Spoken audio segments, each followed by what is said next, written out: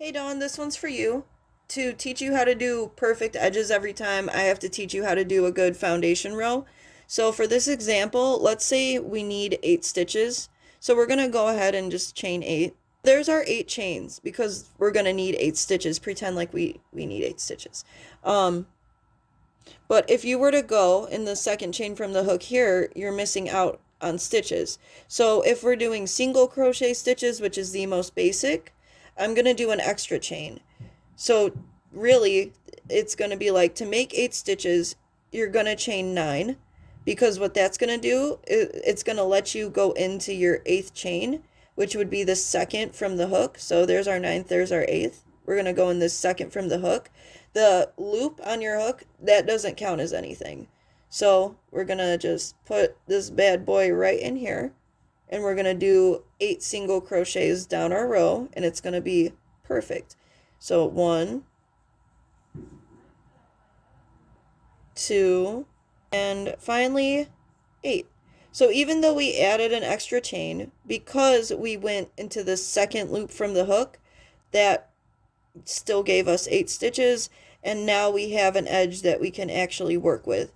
So there's our little example swatch. Well, where do we go from here?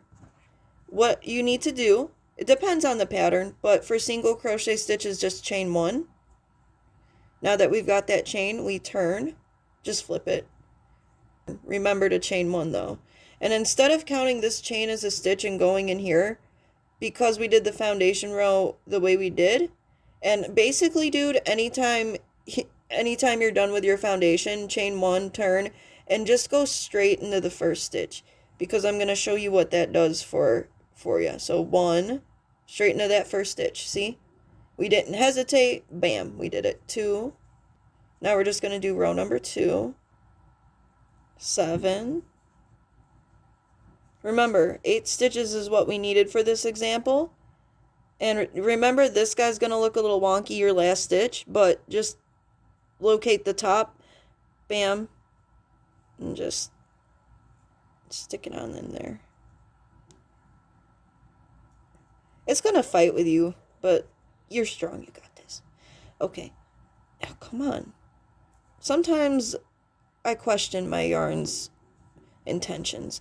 So there's row number 2, and I'll show you one more row. Remember, chain 1, flip that shit. I meant to say turn your work.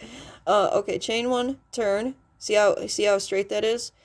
Keep going straight into the first stitch, because remember, counting's important too. And because we needed 8, again, I'm going to keep saying it. For this example, we needed 8. We're going to have 8 stitches every time after we chain 1 and turn. So that's 2. So yeah, now you've got your chains down, you've got your rows down, you know how to do straight edges now. You can actually chain 2 and go into the chain 2 and go into the third from the hook, because that'll make it straighter, because the way I do it, it kind of gives it this little shape to it. But yeah, that's how you do straight edges.